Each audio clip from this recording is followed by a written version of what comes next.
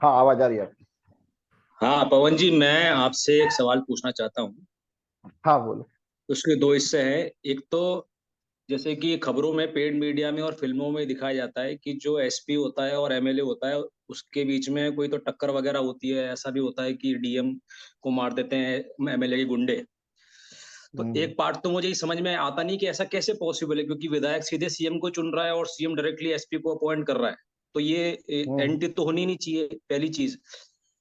दूसरी बात ये कि इनका सत्य क्या है, एसपीएस का और डीएम्स का, ये तो कहीं पर नहीं है यूट्यूब पे। तो ये तो आप ही बता सकते हैं। क्या चीज? तो मुझे जानना है इनका सत्य क्या है। एसपी और मतलब इनका? इनकी लाइफ स्टाइल कैसी होती है, और मतलब जैसे आपने वो भी बोला था ना कि सीजीआई ने स्टेटमेंट दिया था। फिर आपने मुझे बोला था कि सीजीआई तो एक्टिंग कर रहा है। ये सब एक्टिंग हाँ, करते तो रहते हैं। हाँ, नहीं, तो देखो फिल्मों इन का सब की सच। देखो। देखो फिल्मों का तो ऐसा है कि वो तो फिल्मों के अंदर जो दिखाते हैं ना, तो उसमें नेता बताते हैं, विधायक और मंत्री के मतलब नेता बता रहे हैं वहां तक ठीक है, पर कुछ फिल्मों में जिनमें विधायक को तो बता रहे हैं कि इंस्पेक्टर है या एसपी है, वो विधायक या सांसद से लड़ रहा है। तो ये तो मतलब बात ही बिल्कुल ही एकदम सिरे से ही बकवास है ना, कि भाई चलती है उसकी सरकार की वजह से, और सरकार का एक इतना हाई क्लास आदमी है, मंत्री और एमएलए लेवल का, तो वो बिना पॉलिटिकल मोटिवेशन उसको ना आए जब तक, मतलब एसपी किस विधायक के गुंडों की पिटाई कर देगा जब सीएम उसको एसपी को बोलेगा कि भाई ये अपना रूलिंग क्लास का, मतलब ये ओपोजिशन का विधायक है, इसके गुंडे को पीट दे। ये इसके बिना कभी वो एसपी की ताकत है क्या? वो विधायक के वही पावर है, वो 2000 लोग लेके पहुंच जाएगा, एसपी के वहां बाहर घेरा डाल देगा वो, तो एसपी की हालत खराब हो जाएगी। मतलब जनरल विधायक की बात कर रहा हूँ, जो रूलिंग जो रूलिंग पार्टी का विधायक है, उसकी तो बात ही छोड़ दो, उसके तो सामने एसपी खड़ा हो जाएगा सीधा, उसका कोई रोल ही नहीं है।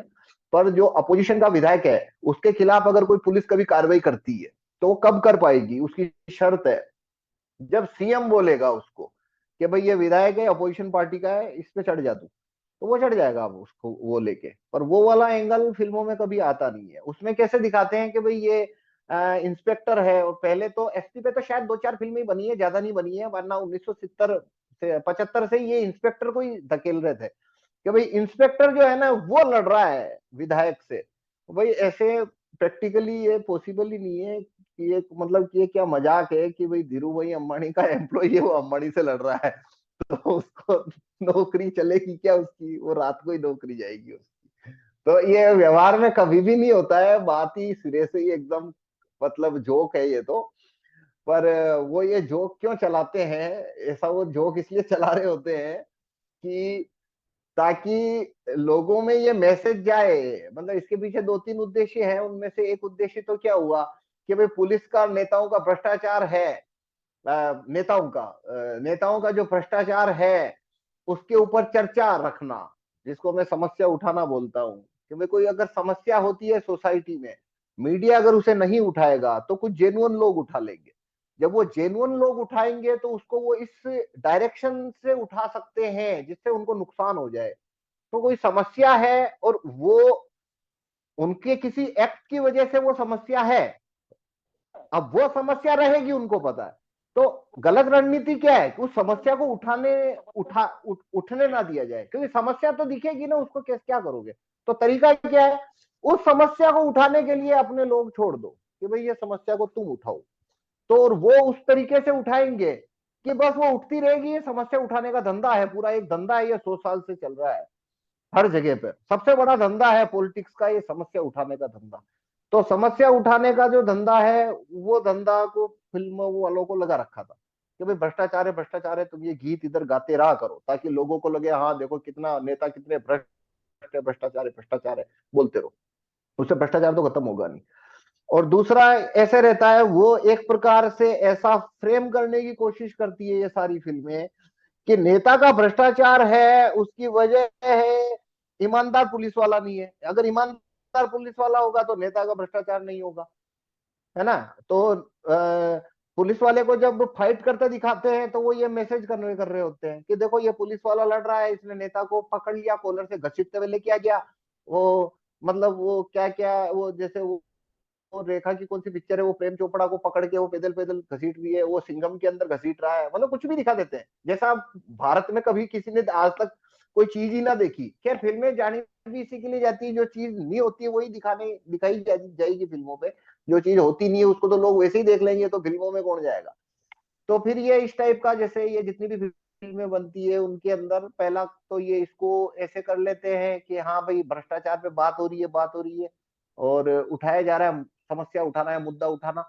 दूसरा, लोगों के दिमाग में ये बात वो डालने की कोशिश रहती है कि भाई इंस्पेक्टर या पुलिस वाले ईमानदार नहीं है। अगर वो जैसे वो सिंघम वगैरह फिल्मों में जो डायलॉग आते हैं ना, भाई पुलिस चाहे तो ये, पुलिस चाहे तो वो, भाई कुछ नहीं होता है, पुलिस है, नौकरी है उनकी नेता के नीचे।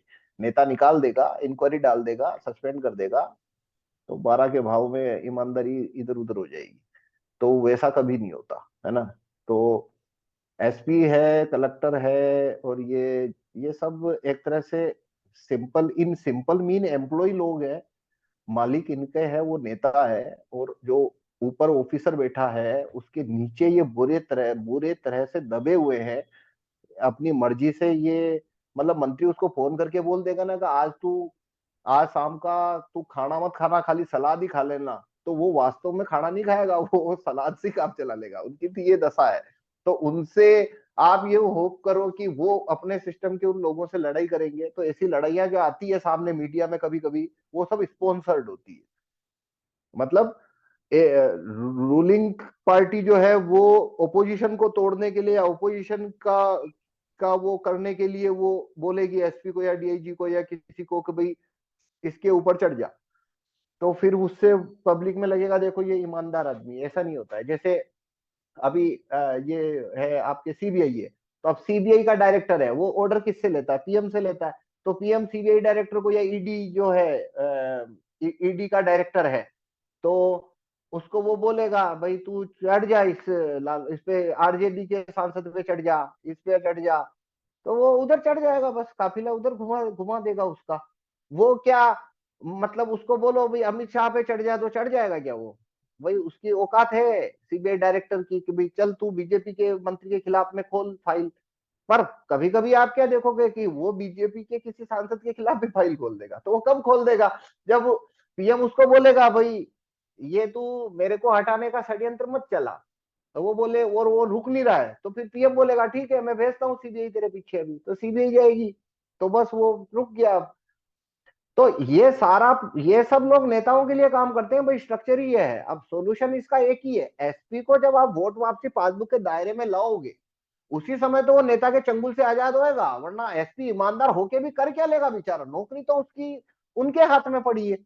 तो वोट वापसी पासबुक जो है वो काम यही तो करती है कि भाई वोट वापसी पासबुक के दायरे में एसपी के आने का मतलब क्या है? उसका मतलब है एसपी है वो आजाद हो चुका है रूलिंग क्लास के नेताओं की पकड़ से, और उसके सुपीरियर ऑफिसर्स, सीनियर ऑफिसर्स से। वोट वापसी पासबुक का मतलब है एसपी है वो डीआईजी के कंट्रोल से निकल गया, डीजी के कंट्रोल से निकल गया, आईजी के कंट्रोल से निकल गया, ये तो 3 लोगों के कंट्रोल से तो बाहर आ गया। एमएलए के कंट्रोल से निकल गया, पीएम का तो वो है भी नहीं है, सीएम के कंट्रोल से निकल गया, इनके कंट्रोल से निकल गया। तो अब एसपी जो है वो इनके खिलाफ जा सकता है। अब वो विधायक जो है ना, अब पब्लिक उसको हटा निकाल सकती है केवल। और पब्लिक ने बोला भैया विधायक के गुंडे बहुत ज्यादा गुंडागर्दी कर रहे हैं, तो अब वो एसपी जाएगा जीप लेके और विधायक के लोगों को उठा के ले आएगा और रात भर पीटेगा। अब विधायक उसको हटा नहीं पा रहा। अब तो बस अब पिटना शुरू हो गए विधायक के लोग, या विधायक खुद भी पिटना शुरू हो जाएगा। तो अब विधायक एसपी के झापट रखेगा तो एसपी तुरंत 5-7 वहीं पे डंडे उसके लगा देगा, 2-4 झापट भी रख देगा लोगों के बीच में। क्योंकि इसने मेरे को मारा तो मैंने 4 रख दिए, कर ले तेरे जो करना है।